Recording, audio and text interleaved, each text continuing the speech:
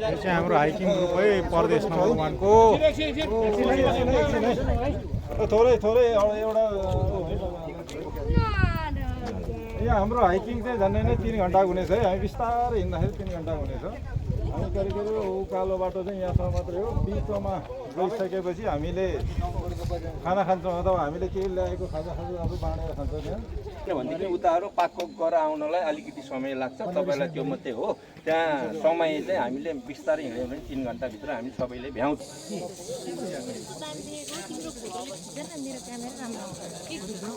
Kiwi फलेको रहेछ टन्ने kiwi kiwi होइन यो फाउन्डेसन अलि माथि उठाएर काहीँ पनि गरेको हुँदैन किन त्यो होइन त्यो त हुन्छ कि मैले दिन आउँदा कटर पनि यस्तो फलिरहेको रहेछ दामी तरिकाले। अनि यहाँ डुबाउनु हुँदैन होला नि त अब यो चाहिँ लोसोसिङ भिलेज रहेछ कि सट्टै लोसोसिङ भिलेज पुरानो गाउँ रहेछ। यो एरियाको जति पनि लोसोसिङको नामबाट छ। लोसोसिङ स्कुल, लोसोसिङ भिलेज, लोसोसिङ बिच।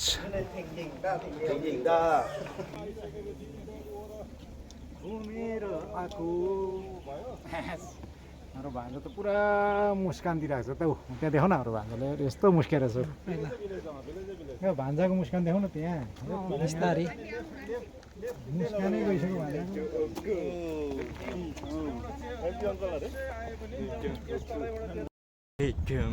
सालाला बच्चा सुनको सिनदी बालुवा बगरमा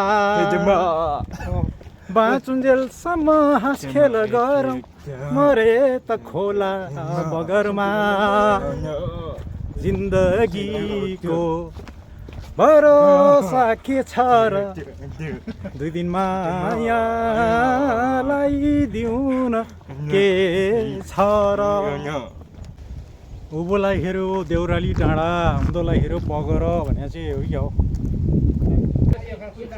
कोही यता चाहिँ यहाँ सानो सानो दोकानहरू छ के बियर कटरहरू फ्रुटहरू किनेर खानु पाउँदो रहेछ। हो के अरे के हो यो के हो सर यो के भन्छ टावरलाई? यो लामा आइल्यान्डको पावर हाउस हो। त्यो सिएल के अरे हङकङ इलेक्ट्रिक छैन हजुर हङकङ आइल्यान्डमा त्यो बिजुली दिने हो त्यसको पावर प्लान्ट हो कि। ए सिएलपी भनेको उता काउन्ट साइड होइन। हजुर हो हङकङ इलेक्ट्रिक चाहिँ यो हो कि यसले बिजुली निकालेको छ नि हङकङ आइल्यान्डमा बिजुली दिन्छ। ए पावर प्लान्ट हो कि त्यसको सिएलपी उता छ नि ब्ल्याक होइन त्यो एउटा हो त्यो काउन्ट साइडलाई यो हङकङ साइडलाई दिने। ल लामा आइल्यान्डमा चाहिँ उकालो ओह्रालो हिँड्दा हिँड्दा हामी थाकिसक्यो।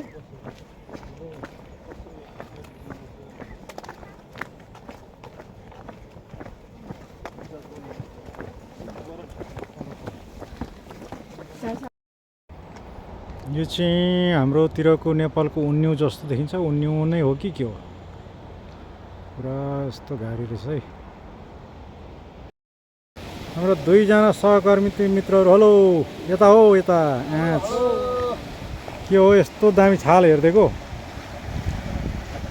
आमामा दामी बिच रहेछ है। यहाँ बिच रहेछ चाहिँ अब स्विमिङ गर्दा हुन्छ।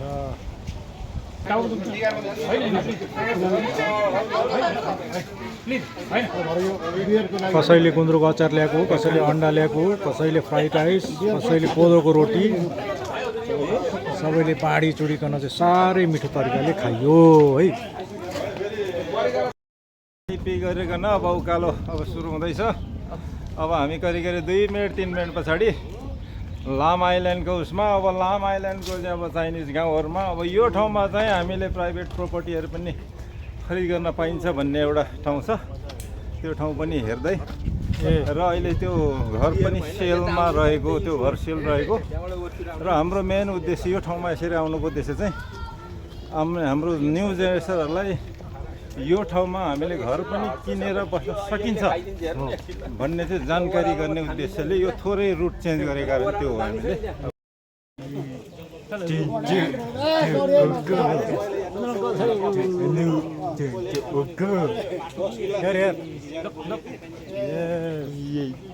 यो मान्छेलाई मात्र हो खानेकुरादेखि बोक्नु जरुरी छैन।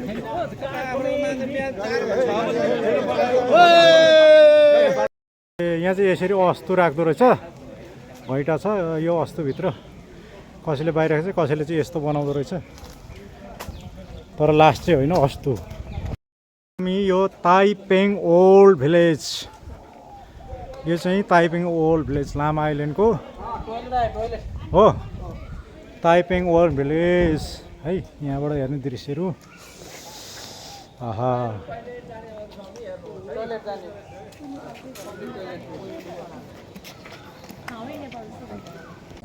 केरा पनि फलिरहेको छ, ठ्याक्कै हाम्रो गाउँघर जस्तो एकदम रमाइलो। अब डाँडाको पङ्खा के को लागि थियो?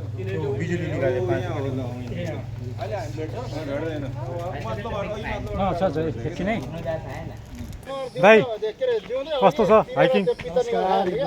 रमाइलो हुँदैछ नि? दाइहरू ठिक छ नि? ल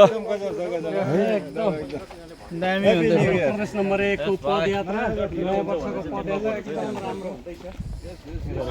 फिनिसिङ चाहिँ गर्दैन।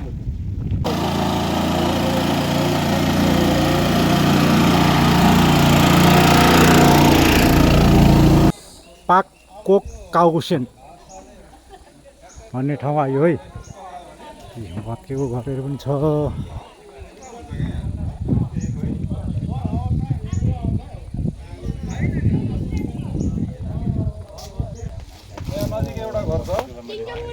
जग्गा छ, घर छ, त्यो ठाउँमा चाहिँ अब हामीले धेरैचोटि हेरिसक्यौँ। विशेष गरी यो नयाँ जेनेरेसनहरूलाई पनि यो ठाउँमा घर किनेर बस्न सकिन्छ भन्ने एउटा आइडिया दिनको लागि पनि हामीले यो बाटो लिएर आएको।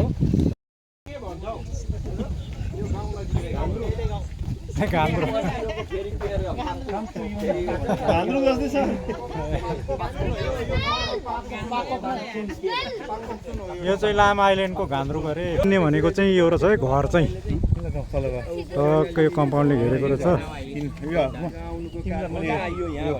त्यो हस्ले तिमीलाई बनाइदिनु लागेको हो, यहाँ बस्ने अब मम्मी काम गर्न सक्दैन। यो घर चाहिँ ठ्याक्कै नेपालको झल्को दिने खालको घर रहेछ है। सबै झारले पुरिरहेको होइन, यो तार बार घर किन्ने हो त भान्जा यो ठाउँमा? किन्ने हो त घर तिमीले? भन है यार, दामी रहेछ ठाउँ। यहाँबाट ज्वाइँले किन्ने हो कि घर किन्ने हो यो ठाउँ? भन्नुहोस् है।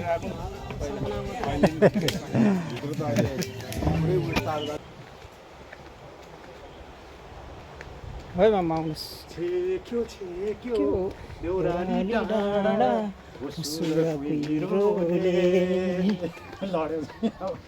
म फुत्त जाला नि हेरे।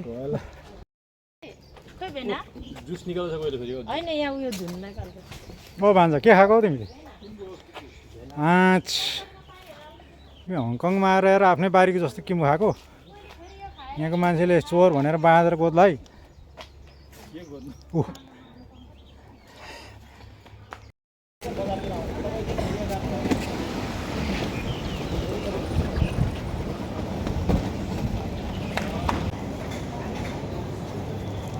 लामा आइल्यान्डको